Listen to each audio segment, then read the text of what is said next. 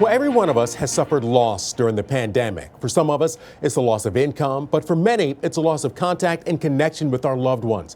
And the pain from that loss will be felt sharply during the holidays for seniors shut in because of the virus. Now, some older adults are in nursing home, others are isolated in their own homes. I spoke with a widower fighting his own battle against loneliness and depression, and to a therapist about making it through the holidays.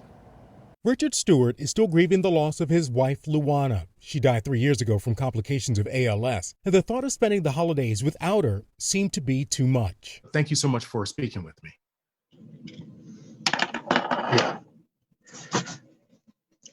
Excuse me. The best friends were married for 33 years, but now Richard lives alone. He says the grief he battles every day and the intense isolation from the coronavirus is a lot to bear. This is totally different. It's quite lonely. Richard's daughter Shannon is a healthcare worker. She and her daughter live next door, but Richard has COPD. That and other pre-existing conditions mean their contact is limited. She definitely doesn't want to expose me.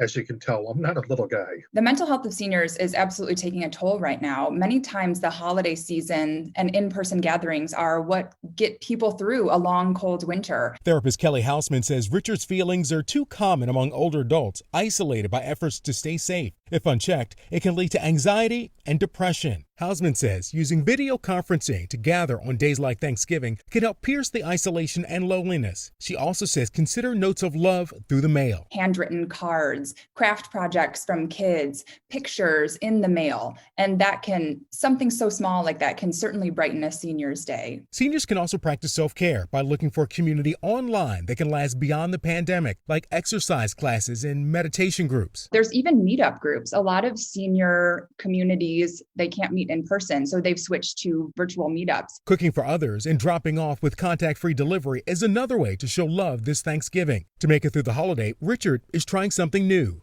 a Christmas tree.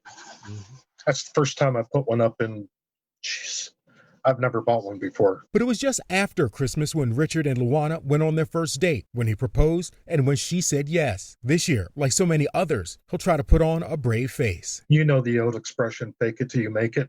Mm-hmm. I keep smiling and convince them I'm happy until they walk out the door and smile disappears. Now, Richard is getting help dealing with the emotions he's feeling right now. And seeking help is something more older adults are being encouraged to do. There are self-assessment quizzes that can help you decide if it's time to get help. But also, if you notice a change in your eating habits, sleeping patterns, or have a grim outlook on the future, HOUSEMAN says it may be time for help. And since we're not spending as much time with the seniors in our lives, we all have to make a special effort to see to their emotional well-being by asking about those same patterns. And I do want to thank Richard for being so open about his feelings and hope that anyone else struggling with intense emotions right now will either reach out for companionship or help if needed.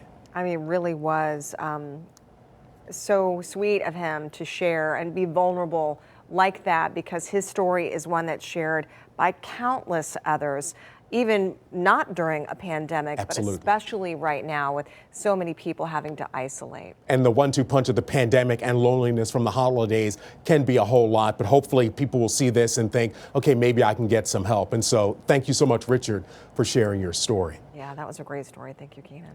Now, if you are struggling with mental health challenges or just need a hand, we do have a hotline where you can get some help. That number is 1-888-535-6136. Press 8 and you'll be able to speak with someone. Now, right now on WXYZ.com, you'll find a county-by-county breakdown of mental health resources that is available right now.